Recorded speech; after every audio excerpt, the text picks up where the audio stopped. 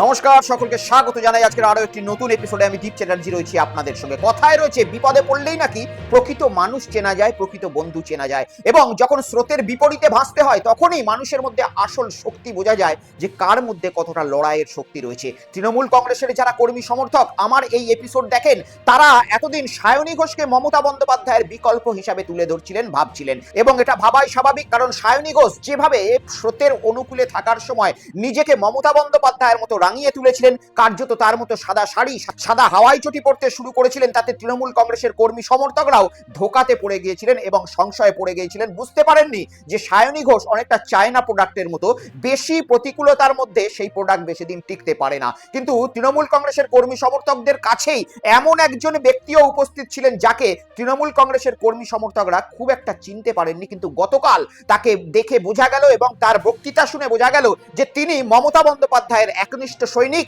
এবং বিপদে অর্থাৎ স্রোতের প্রতিকূলে থাকতে গিয়েও তাকে টলানো যাবে না।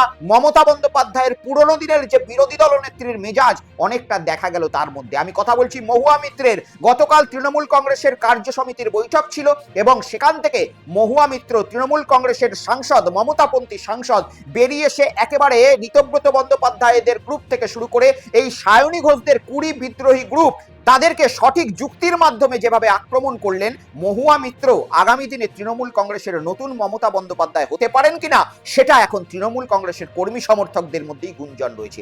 আমি শোনাবো আপনাদেরকে মহুয়া মিত্র কি বলেছেন আজকের এই প্রতিবেদনে। সাথে সাথে এই এপিসোডে আমি আপনাদেরকে একবার দিল্লির যন্তর মন্তরে নিয়ে যাব। সেখানেও এক অদ্ভুত ঘটনা ঘটেছে। গতকাল দিল্লির যন্তর মন্তরে ককরোচ জনতা পার্টিকে পারমিশন দেওয়া হয়েছিল বসার। রাত পেরিয়ে গিয়েছে, ভোর হয়ে গিয়েছে, সকাল হয়ে গিয়েছে, কিন্তু ককরোচ জনতা পার্টি উঠছে না। সেখানে থালা বাসন ঘটি বাজাচ্ছে ধর্মেন্দ্র প্রধানের ইস্তিফার জন্য। এই এপিসোডেই দেখাবো পশ্চিমবঙ্গের ক্যাবিনেট মিনিস্টার, বিজেপির বিধায়ক, তিনি এক অন্য স্বপ্নের জগতে বাস করছেন এবং ঔদ্ধত্য কি পরিমাণে মাত্র 1 মাসের মধ্যে একটা মন্ত্রীর হতে পারে সেটা এই এপিসোডেই আপনাদের জন্য থাকবে। পাশাপাশি আমি আপনাদেরকে এই এপিসোডে নিয়ে যাব কোচবিহারের দিনহাটায়। সেখানে রাতারাতি একজনের বসত বাড়ি জ্বলে গেল যিনি তৃণমূল কংগ্রেসের সঙ্গে যুক্ত ছিলেন, এমনটাই শোনা যাচ্ছে, এবং সেই বাড়িকে রাতারাতি ভস্মীভূত করে দেওয়া হচ্ছে। আইন প্রশাসন কার্যত পশ্চিমবঙ্গে রয়েছে কি নেই এই বিষয়ে তো প্রশ্ন উঠছেই। এবং আজকে বিশ্ব যোগ দিবস। বিশ্ব যোগ দিবসে আমাদের ভারতবর্ষের মাননীয় প্রধানমন্ত্রী রেড রোডে কি ধরনের অনুষ্ঠান করছে সেই বিষয়েও নজর রাখবো। সমস্ত কিছু বিষয় নিয়ে থাকবে আজকের এপিসোড। চ্যানেলটাকে সাবস্ক্রাইব করে নিন এবং এই কিউআর কোডটি স্ক্যান করে অতি অবশ্যই আমার হোয়াটসঅ্যাপ চ্যানেলে যুক্ত হয়ে যান, যাতে যে কোনো ভিডিওর নোটিফিকেশন আপনাদের কাছে সঙ্গে সঙ্গে পৌঁছে যায়। তো আসুন শুরু করা যাক আজকের এই এপিসোড। কিন্তু এপিসোডের শেষে আপনাদের জন্য আমাদের মাননীয় প্রধানমন্ত্রী ভারতবর্ষের একটি প্রশ্ন রেখে গিয়েছেন। সেই প্রশ্নটি আমি সবার শেষে আপনাদের জন্য চালাবো, আর সেই প্রশ্নটা আপনারা দেখে যাবেন। উত্তর আপনাদের কাছে আজকে রাত্রিবেলার যে সরাসরি সঙ্গে আমি দীপ, অর্থাৎ যে লাইভ প্রোগ্রাম আমি করব রাত্রি 9টার সময়, সেই রাত্রি 9টার সময় টেলিফোনের মাধ্যমে আপনাদের কাছ থেকে নেব। সেই প্রশ্ন মাননীয় প্রধানমন্ত্রী কি রেখেছেন সেটা শুনবো, কিন্তু এপিসোড শুরু করা যাক। এবং এই এপিসোডে আপনাদেরকে প্রথমেই আমি মহুয়া মিত্রর বক্তব্য শোনাই। মহুয়া মিত্র গতকাল মমতা বন্দ্যোপাধ্যায়ের বাড়ি থেকে বেরোনোর পরে কার্যত একেবারে বিস্ফোরণ ঘটিয়েছেন এবং যে মিডিয়া বন্ধু রয়েছে তাদের কাছে বিদ্রোহী তৃণমূল কংগ্রেসের যে সাংসদ রয়েছে তাদের জন্য একাধিক প্রশ্ন ছুড়ে দিয়েছে। সেই প্রশ্নেতে কি কি তিনি অভিযোগ করেছেন এবং সেই বিদ্রোহী সাংসদদের বিরুদ্ধে কি বক্তব্য রেখেছেন আপনাদের জন্য থাকছে, দেখুন। তাই আজকে প্রত্যেকটা কর্মীদের উদ্দেশ্যে আমি বলছি, আর যে যেখানেই যাক না, জেলা পরিষদ যদি যায় যা, এমএলএ যায় যা, এমপি যায় যা, এরা প্রত্যেকে গাদ্দার। আমরা এদের বিরুদ্ধে জনতার বিরোধী আইন প্রয়োগ করব। কিন্তু জিনিসটা খুব সোজা। জিনিসটা কি, যে যদি আমি একজন সাংসদ, আমি একজন এমপি মহুয়া মৈত্র, আমি কৃষ্ণনগর লোকসভা কেন্দ্র থেকে তৃণমূল কংগ্রেসের টিকিটে জিতেছি। আমি 60,000 ভোটে জিতেছি এবং আমার মুখ দেখে কেউ ভোট দেয়, মমতা ব্যানার্জির মুখ দেখে ভোট দিয়েছে এবং আমি দলের প্রতীকে নির্বাচিত। প্রত্যেকটি সাংসদ, 28 জন সাংসদ অনুদান মারা গিয়েছে, 28 জন সাংসদই যারা রয়েছে তারা তৃণমূল কংগ্রেসের নির্বাচিত সাংসদ, দে আর নট ইন্ডিপেন্ডেন্ট। আমাদের আসলে প্রবলেম কি, যে এটা দিদিমণিরও আমাদের আজকে বাধ্য হয়ে বলতে হচ্ছে যে আমরা যখন অনেক এমপি, সবার শিক্ষার মান তো এক হয় না, তো অনেকে নিজেরাই হয়তো কনস্টিটিউশন অফ ইন্ডিয়াটা কোনোদিন পড়েনি। 3টে জিনিস দেখতে হবে। এক হচ্ছে আইন, আইনত দিক থেকে দেখতে হবে, 2 হচ্ছে নৈতিক দিক থেকে দেখতে হবে, আর 3 হচ্ছে রাজনৈতিক দিক থেকে দেখতে হবে। প্রথমে আমি আইনত দিক থেকে দেখি। আইনে কিন্তু এটা একদম সাদা এবং কালো। আইনটা কি? আইনটা কনস্টিটিউশন অফ ইন্ডিয়া, দেশের সংবিধান, 10th শিডিউল, সবাই আপনারা এটাকে পরিষ্কারভাবে পড়তে পারবেন। 10th শিডিউলে 2টো ধারা আছে, 2(1)(a 10th শিডিউলে 2(1)A তে কি লেখা আছে যে কেউ যদি স্বেচ্ছায় ভলেন্টিয়ারিলি তারা যদি নিজের মেম্বারশিপটা দিয়ে দেয় তবে সে ডিসকোয়ালিফাই হবে। 20টা সংসদ কি করেছে? 20টা সংসদ সই করে বলেছে যে আমরা তৃণমূল কংগ্রেসের সাথে নই, আমরা এখন national citizen party of India. বলেছে কি বলেন? তার মানে ওরা স্বেচ্ছায় বলেছে, আমরা তো কাউকে বন্ধু দিতে বলেনি। তার মানে 10th শিডিউলে 2(1)A তে এরা ডিসকোয়ালিফাই করেছে। সেকেন্ড কি, 10th শিডিউলের 4 নম্বর ধারায় কি লেখা আছে যে মার্জার, ওরা বলছে আমরা মার্জার করছি। মার্জার মানে একত্রিত হওয়া। মার্জার লেজিসলেটিভ পার্টি করতে পারে না, পলিটিক্যাল পার্টি করতে পারে। পলিটিক্যাল পার্টি আর লেজিসলেটিভ পার্টির মধ্যে পার্থক্যটা কি? একজন মা, একজন সন্তান। আমি প্রথমে তৃণমূল কংগ্রেসের মেম্বার হয়েছি, তবে আমি সাংসদ হয়েছি। আমি তৃণমূল কংগ্রেসের মেম্বার না হয়ে আমি তৃণমূল কংগ্রেসের সাংসদ নির্বাচিত হতে পারি না। তাই সিমিলারলি লেজিসলেটিভ পার্টি বা parliamentary party is a part of the political party. 10th শিডিউলের 4 নম্বর ধারায় পরিষ্কার লেখা আছে মার্জার একমাত্র হতে পারে যখন 2/3 অফ অরিজিনাল পার্টি মানে পলিটিক্যাল পার্টি সেটা যদি মার্জ হয় তবে হতে পারে। এখানে 2/3 অফ অরিজিনাল পার্টি হলে সমস্ত political party, 2/3 of all committees, 2/3 of working committee, তবে সেটা কি হয়েছে? তাহলে ওদের কাছে 20 জন থাকুক, 25 জন থাকুক, আইনত ওদের 0। আজকে আমরা গলা ফাটিয়ে বলতে পারছি এই হচ্ছে আমার পজিশন। একটা গদ্দারকে আমি চ্যালেঞ্জ করছি, ব্যক্তিগত আক্রমণে যাবেন না। অভিষেক কত খারাপ আর কে কি করেছে ওইসবে যাবেন না। আপনারা সোজা দাঁড়িয়ে মাটিতে দাঁড়িয়ে বলুন যে আইনত ভাবে আপনারা কোন ধারায় আপনারা বলতে পারছেন যে আপনারা অ্যান্টি ডিফেকশনে করবেন না। সেকেন্ড, নৈতিক দিক থেকে যদি আমরা দেখি, নৈতিক দিকে যদি দেখি তাহলে আপনারা বিজেপির লোকগুলো এখন আমাদের দিকে ডিম ছুটছে, পাবলিক ডিম ছুটছে না। ডিমের দাম 6 টাকা না 7 টাকা। পাবলিক নিজের বাচ্চাকে ডিমের সেদ্ধ খাওয়াতে পারছে না, মিড ডে মিলে দুপুরে সপ্তাহে 2 দিন ডিম দিচ্ছে, পাবলিকের কাজ নেই, খেয়ে দে ও তৃণমূল নেতাদের ফেলবে। আপনারা আপনাদের এলাকায় বেরোতে পারবেন? কারণ আপনারা ভোট নিয়েছেন তৃণমূল কংগ্রেসের নামে। এই 20টা সংসদ যদি রাস্তায় হাঁটে উইদাউট দ্য তৃণমূল প্রতীক, এরা ভোট পেত? 80টা এমএলএ মধ্যে এখন 60 জন না 65 জন বড় বড় কথা বলছে। 1 মাস আগে আপনারা এই দলের প্রতীকে দাঁড়িয়েছিলেন। এত বুকের পাটা ছিল, তাহলে আখরুল জামানের কংগ্রেস, সাবিনা ইয়াসমিনের কংগ্রেস, ঋতব্রতর কংগ্রেস, ববি হাকিমের কংগ্রেস, অরূপ বিশ্বাসের কংগ্রেসে দাঁড়াননি কেন? নৈতিক দিক থেকে আপনারা কোন দিকে দাঁড়িয়ে আছেন? আজকে আপনারা বলছেন চিঠি দিকে যে আমাদের দলের টাকা, দল থেকে হোয়াইটে 25 লাখ টাকা প্রত্যেকটা এমএলএ এর অ্যাকাউন্টে ঢুকেছে, এক্সপেন্ডিচারে সেই 25 লাখ টাকা খরচ করে তারা এমএলএ হয়েছে। আজকে তারা বলার চেষ্টা করছে যে ব্যাংক অ্যাকাউন্টে হ্যান হয়েছে, ত্যান হয়েছে। এগুলো ফুললি কমপ্লায়েন্ট, লিগালি অডিটেড, প্রত্যেকটা পলিটিক্যাল পার্টি অডিটেড অ্যাকাউন্টস থাকে। সাংসদ মহুয়া মিত্র একেবারে তাদের সহকর্মী এক সময়কার বিদ্রোহী 20 জন সাংসদের বিরুদ্ধে নিজের প্রশ্নের বাণ ছুড়ে দিল, তাদের কাছে, তাদের বিবেকের কাছে প্রশ্নের বাণ ছুড়ে দিলেন এবং তিনি বোঝালেন যে কিভাবে এই আইন দলত্যাগ বিরোধী কাজ করে থাকে। আগামী দিনে এই যে 20 জন সাংসদ রয়েছেন তৃণমূল কংগ্রেসের, যাদের হঠাৎ বিবেক জেগে উঠেছে, যারা বিদ্রোহী বলছেন নিজেদেরকে, হঠাৎ করে তৃণমূল কংগ্রেসের একাধিক খুন দেখতে পাচ্ছেন, তারা কি সত্যিই নিজেদের যে সংসদীয় ক্ষেত্র রয়েছে সেখানে বেরোতে পারবেন? তৃণমূল কংগ্রেসের প্রতীক অথবা বিজেপির কোন নেতার হাত না ধরে তারা ইন্ডিপেন্ডেন্টলি কোথাও আগামী দিনে নির্বাচনে দাঁড়াতে পারবেন? আর এমনকি প্রশ্ন উঠে যাচ্ছে যে সমস্ত সংবিধানের ধারা রয়েছে সেই ধারার মধ্যে থেকে আদৌ কি এরা নিজেদের সংসদীয় যে সদস্য পদ সেটা বাঁচিয়ে রাখতে পারবেন? কারণ তৃণমূল কংগ্রেসের আমরা দেখলাম অভিষেক বন্দ্যোপাধ্যায়, তিনি কিন্তু ওম বিড়লার সঙ্গে দেখা করার পরে তাদের যে সদস্যতা রয়েছে, অর্থাৎ 20 জন বিদ্রোহী সাংসদের সদস্যতা, সেটা বাদ দেওয়ার অনুরোধ জানিয়েছেন। জানি না এ বিষয়ে কিভাবে কাজ করবেন মাননীয় ওম বিড়লা সাহেব। তারও একটা রাজনৈতিক সখ্যতার খবর কিন্তু সকলের কাছেই রয়েছেন, কোন পলিটিক্যাল পার্টির সঙ্গে একটু রাজনৈতিক সখ্যতা থাকে। তাই ওম বিড়লা সাহেব একেবারেই নিরপেক্ষভাবে এই কাজ বা ভূমিকা পালন করবেন কিনা, না এই সাংসদদের সদস্য পদটাকে শুধুমাত্র এনডিএতে ভোট নেওয়ার জন্য ব্যবস্থা করা হবে, সে বিষয়ে আগামী দিনে তো কোনো লোকসভাতে বিল এলেই বোঝা যাবে। কিন্তু সব থেকে বড় কথা হচ্ছে মহুয়া মিত্র যেভাবে এগিয়ে এলেন মমতা বন্দ্যোপাধ্যায়ের সাথ দেওয়ার জন্য, এবং এই বিদ্রোহী সিচুয়েশনে এত কঠিন পরিস্থিতির মধ্যেও তিনি যে কোনো রকম টাকা পয়সার চিন্তা না করে, কোন রকম শাস্তি বা কোন রকম ইডি সিবিআই এর কথা চিন্তা না করে আজকে লড়াই করে যাচ্ছেন, এটাই কর্মীদের মন জয় করে নিচ্ছে। আর এই রকমই মন জয় একসময় করেছিলেন সায়নী ঘোষ, কিন্তু অনেক কর্মী বলছেন সায়নী ঘোষ শুধুমাত্র চায়না প্রোডাক্ট ছিলেন, অর্থাৎ সঠিক সময়ে ভালো সময়কে কাজে লাগিয়ে মমতা বন্দ্যোপাধ্যায়ের মতো শাড়ি জুতো পরে তার মনকে জয় করে বিশেষ সুবিধা ভোগ করেছেন। আর সেই সময় এই ধরনের মহুয়া মিত্রদেরকে কোণঠাসা করে রাখা হয়েছিল, কিন্তু আজকে যখন পরিস্থিতি বিপরীতমুখী তখন সায়নী ঘোষ অনেকটা চায়না প্রোডাক্টের মতো কর্মীরা বলছে খারাপ হয়ে গিয়েছেন, কিন্তু এই মহুয়া মিত্র তিনি মমতা বন্দ্যোপাধ্যায়ের পাশে এসে দাঁড়ালেন। অন্যদিকে তৃণমূলের গলায় আরো একটি কাঁটা ফুটতে চলেছে। সকলেই শুনতে পেয়েছেন যে তৃণমূল কংগ্রেসের যে তহবিল রয়েছে সেই তহবিলটি পর্যন্ত ফ্রিজ করে দেওয়ার এখন অনুরোধ জানাচ্ছে ঋতব্রত বন্দ্যোপাধ্যায়দের যারা গোষ্ঠী রয়েছে।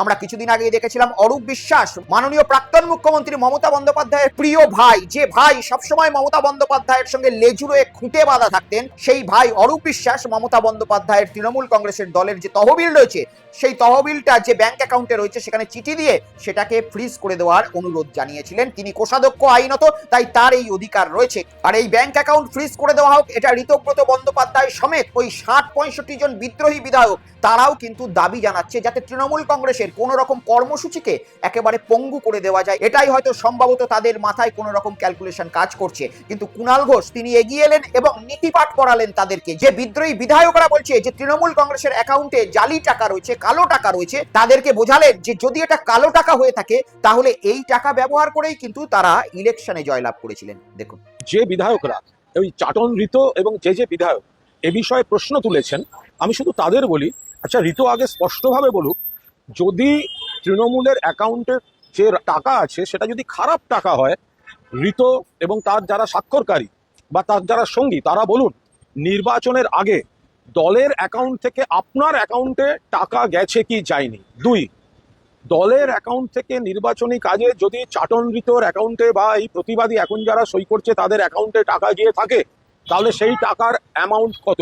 ৩, যদি তৃণমূলের অ্যাকাউন্টের টাকায় আপনাদের আপত্তি থাকে এবং আপনারা মনে করেন সেটা ভালো নয়, তাহলে আপনার নিজের ভোটের কাজের জন্য সেই টাকাটা নিলেন কেন।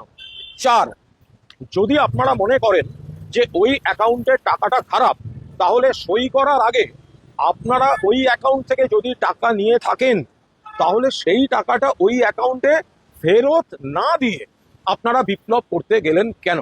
পরিষ্কার কথা, চাটন ঋত তৃণমূলের অ্যাকাউন্ট থেকে ভোটের জন্য ঋতর অ্যাকাউন্টে টাকা গেছে না যায়নি, গেলে কত টাকা গেছে, গেলে সেই টাকাও ফেরত দেয়নি কেন। আর যদি ফেরত না দিয়ে থাকে, নিজের কাজে নিজের ভোটের কাজে ব্যবহার করে থাকে, তাহলে সেই টাকা নিয়ে প্রশ্ন তোলার নৈতিক অধিকার এদের আছে নাকি অন্য কারুর হাতে তামাক খেয়ে এই ধরনের নোংরামি করতে নেমেছে। প্রথম কথা, একটা কথায় জবাব দিক, যারা সই করেছেন তারা তৃণমূলের অ্যাকাউন্ট থেকে নিজেদের ভোটের জন্য, আপনাদের ভোটে জেতা হয়ে গেল, ওই টাকা খরচ করলেন, প্রচার করলেন, আর আজকে আপনারা সমস্ত সাধু হয়ে গিয়ে নাটক করছেন। আগে বলুন আপনারা টাকা নিয়েছেন কিনা। একদিকে বিদ্রোহী সাংসদরা বলছে তৃণমূল কংগ্রেসের অ্যাকাউন্টে যে টাকাটা রয়েছে, যে তহবিলটা রয়েছে, সেগুলো সব দুর্নীতির টাকা, সেটা বন্ধ করে দেওয়া হোক, ফ্রিজ করে দেওয়া হোক। আর উল্টো দিকে কুণাল ঘোষ যে কথাটা বলেছেন সেই কথাটার মধ্যে কিন্তু লজিক রয়েছে এবং এই যে ৪-৫টা প্রশ্নের পয়েন্ট কুণাল ঘোষ তাদের দিকে ছুড়ে দিলেন, তারা কি উত্তর দিতে পারবেন নৈতিকতার সঙ্গে, সত্যতার সঙ্গে উত্তর দিতে পারবেন? কারণ আজ থেকে ২ মাস আগে তারা যখন নির্বাচনে জয়লাভ করেছেন বা নির্বাচনে যখন লড়েছেন, এই তহবিলের টাকাটা নিয়েই লড়েছেন। একটা তৃণমূল কংগ্রেসের যারা বিধায়ক টিকিটে দাঁড়িয়েছিলেন, শোনা যাচ্ছে যে তাদের অ্যাকাউন্টে ডাইরেক্ট তৃণমূল কংগ্রেসের এই অ্যাকাউন্ট থেকে ২৫ লক্ষ টাকা করে পাঠানো হয়েছে। অর্থাৎ এই ২৫ লক্ষ টাকা ব্যবহার করেই ঋতব্রত বন্দ্যোপাধ্যায়রা কিন্তু নিজেদের নির্বাচনী প্রচার করেছেন, নিজেদের একাধিক কাজকর্ম মিটিয়েছেন, যেটা করতে গেলে তারা নির্বাচনে জয়লাভ করেছেন। আর আজকে সেই টাকাটা যদি একেবারেই দুর্নীতির হয়ে থাকে, কালো হয়ে থাকে, তাহলে তো ঋতব্রত বন্দ্যোপাধ্যায়দেরকে সবার প্রথমে এই টাকাটা তৃণমূল কংগ্রেসের অ্যাকাউন্টে ফিরিয়ে দেওয়া উচিত, অথবা সবার প্রথমে তার বিধায়ক যে পদ রয়েছে সেখান থেকে রেজিগনেশন করা উচিত। তাই আজকের দিনে দাঁড়িয়ে কুণাল ঘোষের যে প্রশ্নগুলো রয়েছে, এই প্রশ্নের মধ্যে যে লজিক রয়েছে, সেই লজিক কি ঋতব্রত বন্দ্যোপাধ্যায়রা খারিজ করে তৃণমূল কংগ্রেসের যারা কর্মী সমর্থক রয়েছে তাদের মন জয় করতে পারবেন? দেখার বিষয়। ঋতব্রত বন্দ্যোপাধ্যায়রা তাদের ২৫ লক্ষ টাকা করে অ্যাকাউন্টে যেটা তৃণমূল কংগ্রেসের তহবিল থেকে ঢুকেছে কুণাল ঘোষদের মতে, সেটা কি ফেরত দিতে পারেন, নাকি এই ধরনের শুধুমাত্র স্টান্টবাজি করে নিজেদের আগামী দিনের ৪-৫ বছরটা সুরক্ষিত করতে চান? আসুন এসবের পরে আমরা একটু মুর্শিদাবাদের দিকে তাকাই। মুর্শিদাবাদে গত দুদিন ধরে একটা ছবি ব্যাপকভাবে ভাইরাল হচ্ছে। কি ছবি? মুর্শিদাবাদের যিনি বিধায়ক রয়েছেন মাননীয় গৌরীশঙ্কর বাবু, যিনি ক্যাবিনেট মিনিস্টার, তিনি তার পদের প্রয়োগ করে নাকি শোনা যাচ্ছিলেন যে থানার যিনি আইসি রয়েছেন সেই আইসির চেয়ারে বসেছেন। আপনাদের সামনে এই ছবি দেখতে পাচ্ছেন, আপনারাও হয়তো দেখেছেন, ভাইরালও হয়েছে। সেই ছবিতে পরিষ্কার দেখা যাচ্ছে থানার যিনি আধিকারিক রয়েছেন সেই আধিকারিক একেবারে সাইডে, আর থানার আধিকারিকের যে চেয়ার টেবিল রয়েছে সেই টেবিলের সামনে তিনি বসে রয়েছেন স্বয়ং ক্যাবিনেট মিনিস্টার এবং মুর্শিদাবাদের যিনি বিজেপি বিধায়ক। শুধু এখানেই নয়, বিডিও অফিসেও যখন এই মন্ত্রী মশাই গিয়েছিলেন, বিডিওকেও দেখা গিয়েছিল সাইডে থাকতে এবং বিডিওর পাশে চেয়ার নিয়ে সেই টেবিলে মন্ত্রী মশাইকে বসে থাকতে দেখা যায়। বিতর্কের সৃষ্টি হয়। একাধিক সংবাদ মাধ্যম যখন মন্ত্রী মশাইয়ের কাছে পৌঁছান, তখন তার বক্তব্য শোনার পরে আরো রাজনৈতিক বিতর্ক সৃষ্টি হয়েছে। তিনি এই বিষয়টা কোনো রকম ভুল হয়ে গিয়েছে কিংবা আগামী দিনে খেয়াল রাখবো এই বিষয় যাতে না হয়, এমন কোনো মন্তব্য করেননি। বরং তিনি উদ্ধত্তের সঙ্গে জবাব দিয়েছেন এবং পাঠ পড়িয়েছেন যে একটি ক্যাবিনেট মিনিস্টার সে আইসির থেকেও বড় হতে পারে এবং ক্যাবিনেট মিনিস্টার আইসি চেয়ারে বসার জন্য বা ওসির চেয়ারে বসার জন্য সেই চেয়ারটা নাকি ধন্য হয়ে গিয়েছে। দেখুন, যে চেয়ারে আমি বসেছিলাম সেটা আমার জন্য নির্দিষ্ট করা চেয়ার ছিল, সেই চেয়ারে লেখা নেই ওটা ওসির চেয়ার। যদি কেউ প্রমাণ করতে পারে তাহলে আমি ইস্তফা দেব। যে বলেছে তাকেও প্রমাণ করতে হবে, যারা প্রকাশ করছে তাদেরকেও প্রমাণ করতে হবে, নাহলে সবার বিরুদ্ধে মানহানির মামলা করব। পশ্চিমবাংলা সংবিধানগতভাবে সিএম এর পরে ক্যাবিনেট মিনিস্টার, নিঃসন্দেহে ওসির চেয়ার ক্যাবিনেটের চেয়ারের থেকে বড় নয়। তাই ওসির চেয়ারে যদি কেউ ভুল করে বসে, কোনো ক্যাবিনেট মন্ত্রী, আইনসভার, তাহলে সেই চেয়ারকে সম্মানিতই করা হয়, অসম্মানিত হয় না। কিন্তু আমি যে চেয়ারে বসেছি সেই চেয়ারটা দেখলেই বুঝতে পারবে। আমার একটাই ভুল ছিল সেই দিন, যে জায়গাটায় ওসির চেয়ার বসে সেই জায়গায় ওই চেয়ারটাকে নিয়ে ওরা বসিয়েছিল। আর সেটাকেই আজকে যাদের চেয়ার চলে গেছে, পশ্চিমবাংলার মানুষ যাদেরকে বিসর্জন দিয়েছে, তারা সহ্য করতে পারছেন না। তাদের বুথ সভাপতিকে চেয়ারে বসতো, তারা পুলিশকে মারতো, পুলিশ টেবিলের তলায় লুকাতো, তাদের এত দরদ উঠলে পড়ছে। চেয়ার চলে গেছে, 450 কোটি টাকার তাদের যে ব্যাংক ব্যালেন্স সেটা চলে গেছে, আরো যাবে। দল নেই, আগামী দিনে নিশান থাকবে না, ধরার লোক থাকবে না। সেই কারণে তারা আজকে এখানে ঈর্ষান্বিত হয়ে এই ধরনের একটা খবর তারা প্রচার করছে, ভিত্তিহীন খবর। আপনারা গিয়ে ওই থানা বা যেখানকার ছবি আপনাদের মনে হবে যে দেখা দরকার, তাদেরকে প্রশ্ন করবেন, উত্তর দেবে। আমি আমার চেয়ারে গিয়ে বসেছি, ওই চেয়ারে ওসির নাম লেখা নেই।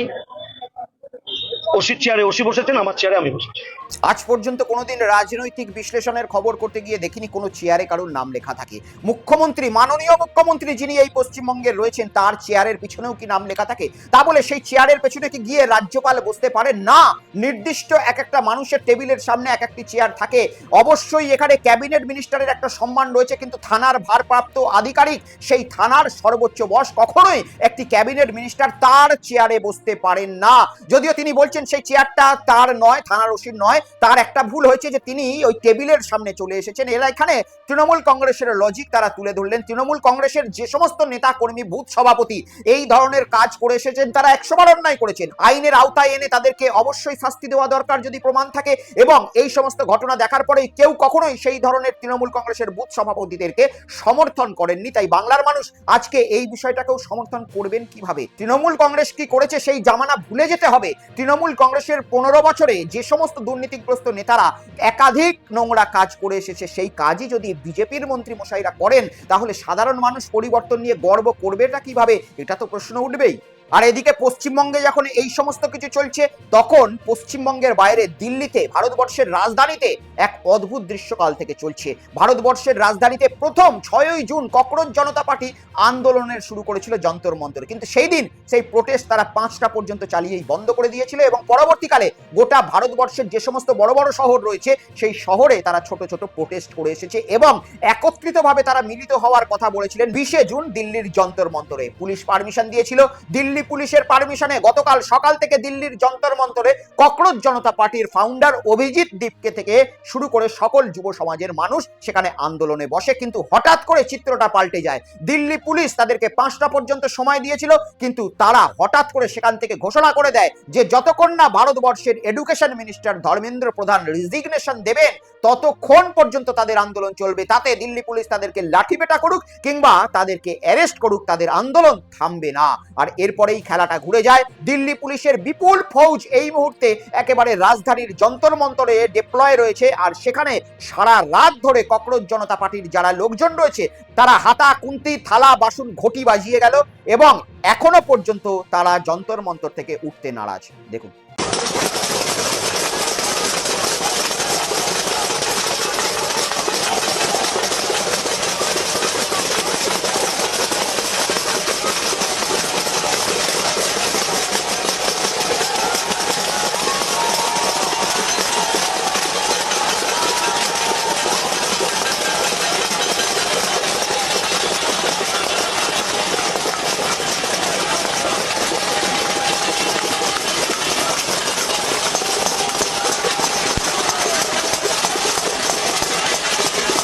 এবারে আপনারা অনেকেই ভাববেন যে এরা হাতা খুন্তি বাজাচ্ছে কেন।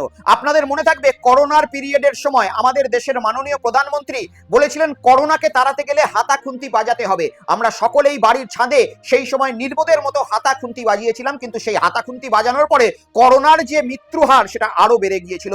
কিন্তু ঠিক এই একই পন্থা নিয়ে এই যে ধর্মেন্দ্র প্রধান রয়েছে এডুকেশন মিনিস্টার ভারত সরকারের, সেই ধর্মেন্দ্র প্রধানের বিরুদ্ধে এই ককরোচ জনতা পার্টিরা ঠিক মাননীয় প্রধানমন্ত্রীর নির্দেশ মতোই হাতা খুন্তি বাজাচ্ছে এবং যেভাবে আমরা করোনা পিরিয়ডে গো করোনা গো বলেছিলাম, এরা হাতাখুন্তি বাজিয়ে গো প্রধান গো এই ধরনের সারা রাত ধরে প্রতিবাদ চালিয়ে গিয়েছে। এখন দেখার বিষয় যে ককরোচ জনতা পার্টি এতদিন বলে আসছিল তারা পিসফুল এই ধরনের প্রোটেস্ট করছে, কোনো রকম অরাজকতা করতে চায় না, তারা হঠাৎ করে বেঁকে বসেছে এবং প্রশাসনের কোনো রকম নির্দেশ ছাড়াই রাত্রিবেলায় সেখানে জল কেটে দেওয়া হয়েছে, তাদের আলো নিভিয়ে দেওয়া হয়েছে, মাইক বন্ধ করে দেওয়া হয়েছে, কিন্তু তারা সেখান থেকে সরতে চায়নি। আজকে এই মুহূর্তে যেখানে দিল্লিতে প্রবল গরম, মাঝে মাঝে বৃষ্টি পড়ছে, সেখানেও তারা রয়েছে কোনো রকম খাওয়া দাওয়া না করে। এদের এই যে আন্দোলনের মুখ এবারে আস্তে আস্তে কোন দিকে যাচ্ছে সেটাই সব থেকে ইন্টারেস্টিং বিষয়। আজকে নিট পরীক্ষার রি এক্সাম রয়েছে, পরীক্ষা শেষ হচ্ছে, আর এই শোনা যাচ্ছে পরীক্ষার পরে অনেক ছাত্রছাত্রী তাদের সঙ্গে যোগদানের জন্য ইতিমধ্যেই সেখানে হাজির হবে। এমনকি পাঞ্জাব, হরিয়ানা যেগুলো বর্ডার লাগোয়া এলাকা রয়েছে এই দিল্লির, সেখান থেকেও আরো লোকজন সেখানে জড়ো হচ্ছেন এই ককরোচ জনতা পার্টির আন্দোলনে। ফিরে আসি বাংলায় এবং ফিরে এসেই আপনাদেরকে কোচবিহারে নিয়ে যাই। কোচবিহারের দিনহাটায় এমন দৃশ্য দেখা গেল যেটাতে আবার পশ্চিমবঙ্গের আইন শৃঙ্খলা সত্যি সঠিকভাবে চলছে কিনা সেই নিয়ে প্রশ্ন উঠছে। পশ্চিমবঙ্গের দিনহাটায় বিরোধী দল অর্থাৎ তৃণমূল কংগ্রেসের যারা কার্যকর্তা রয়েছে তাদের বাড়িতে নাকি রাতারাতি আগুন লাগিয়ে দেওয়া হয়েছে এবং দাউ দাউ করে একটি বাড়ি পুড়তে দেখা যাচ্ছে ভিডিওতে। আমি আপনাদেরকে সেই ভিডিও দেখাবো এবং সেই ভিডিওর ব্যাকগ্রাউন্ডে যে সমস্ত কথাবার্তাগুলো আসছে সেই কথাবার্তাগুলো মন দিয়ে শুনতে বলবো। দেখুন। চালু করো।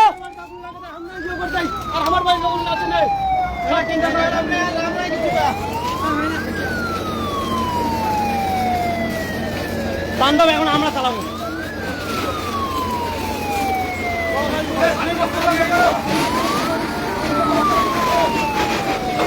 পুটিমার 1 GB এক্স প্রধান রফিকুল হকের বাড়ি দেখো, আমাদের বাড়ি শেষ হয়ে যাচ্ছে। এই বর্তমান সরকার বিজেপি সরকার সব থেকে জঘন্যতম সরকার। দেখতে পাচ্ছেন কি অবস্থা করছে, সব সব শেষ করে দিছে। বিজেপি সরকার বলেছে এই দুনিয়াতে এই ভারতে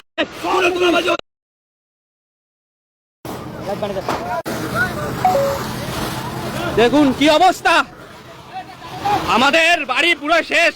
পুটিমারি অঞ্চল 1 GB দেখুন কি অবস্থা, শেষ করে দিল, শেষ করে দিল আমাদের জীবন। দেখতেই পাচ্ছেন এই বিজেপি সরকার, দেখুন কি হচ্ছে। বিজেপি সরকারের আসতেই এইরকম আগে ছিল না, এখন দেখুন প্রশাসন, এগুলো প্রশাসন না, প্রশাসন না, এগুলো এগুলো দালাল। দেখুন দেখুন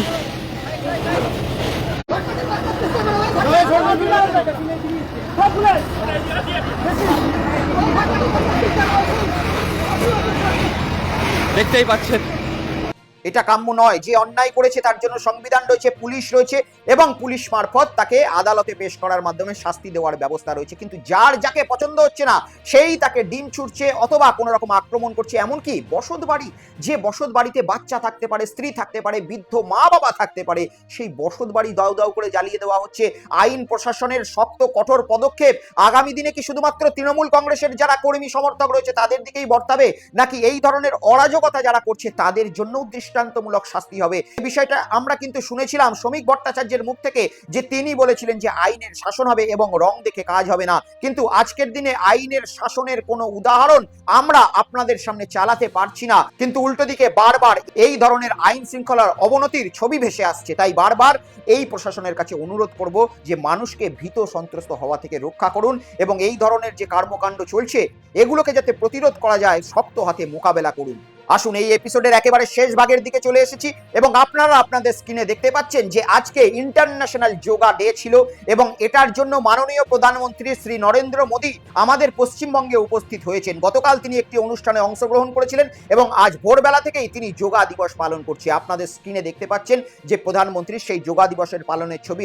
রেড রোডে এই যোগা দিবস পালন হয়েছে, কিন্তু এই রেড রোডে যোগা দিবসের সঙ্গে সঙ্গে গতকাল প্রধানমন্ত্রী একটি বক্তব্য রেখেছেন, একটি প্রশ্ন আমাদের বাঙালিদের উদ্দেশ্যে, পশ্চিমবঙ্গের বাসিন্দাদের উদ্দেশ্যে ছুড়ে দিয়ে গেছেন। আমি আপনাদেরকে এই অনুষ্ঠানের শেষে মাননীয় প্রধানমন্ত্রীর সেই প্রশ্নটাই শোনাবো এবং উত্তরটি আপনারা কমেন্ট সেকশনে দেবেন না, আমি এটা আবেদন করছি যে উত্তরটি আপনারা আজকে রাত্রিরে সরাসরি সঙ্গে আমি দীপ রাত্রি 9টার সময় যে লাইভটি আমি করতে চলেছি সেখানে টেলিফোন নাম্বার আমি অ্যাভেলেবেল করব, আপনারা টেলিফোনে ফোন করবেন এবং মাননীয় প্রধানমন্ত্রী যে প্রশ্নটি এই শেষে আমি দেখাবো রাখলেন সেই প্রশ্নটির উত্তর আপনারা একেবারে সঠিক এবং নিরপেক্ষভাবে দেবেন। দেখুন। পরিবর্তন ভালো লাগেছে তো? আমাদের দেশের মাননীয় প্রধানমন্ত্রী নরেন্দ্র মোদী পরিবর্তনের পরে পশ্চিমবঙ্গে এসেছেন এবং আমাদের বঙ্গবাসীর কাছে এই প্রশ্নটি একেবারে বাংলায় করেছেন যে পরিবর্তন ভালো লাগছে কিনা। প্রশ্নটি আমি শোনালাম আপনাদেরকে, একাধিক বিষয় নিয়ে এই ভিডিও রয়েছে, সেই বিষয় নিয়ে কমেন্টস করুন। প্রশ্নটা নিয়ে কোনো কমেন্টসে উত্তর এখন দেবেন না, উত্তর আপনাদের কাছে সরাসরি সঙ্গে আমি দিব রাত্রি 9টার সময় লাইভে ডাইরেক্ট ওপেন ফোরামে নেব এবং মানুষের যে উত্তর রয়েছে সঠিক নিরপেক্ষ সেই উত্তর কি বলছে সেটাই আমরা জানবো সেই শো এর মাধ্যমে। আজকের এই এপিসোড এখানেই শেষ করলাম, দেখা হবে পরবর্তী এপিসোডে। ভালো থাকুন, সুস্থ থাকুন এবং দেখতে থাকুন বেঙ্গল পালস উইথ দীপ, সত্য যেখানে রং দেখে না। নমস্কার।